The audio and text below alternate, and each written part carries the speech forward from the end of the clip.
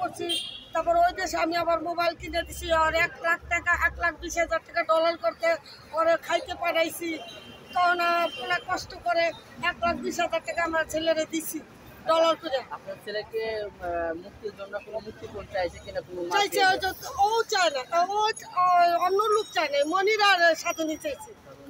জি জি। কত টাকা চাইছে? 10,00,000 টাকা, 2,00,000 টাকা ওই যে আমার বয়স আছে, বুঝছেন।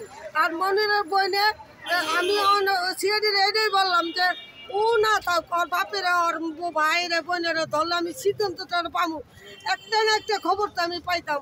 আমি তো সিআইডির সামনে আমার প্যালেস দেন, আর আমাদের নিরমের সাথে কোনো প্যালেস দেন। আজকে আমার যদি 10 লাখ ডাইলা দিতে পারতাম তাহলে আমার কথাটা শুনতো। আপনার ছেলের পরিচয় প্লাস আপনি গ্রামের বাসার লোকেশনটা বলবেন, গ্রামের বাসার লোকেশনটা বলবেন। শরৎপুর আঙ্গেরা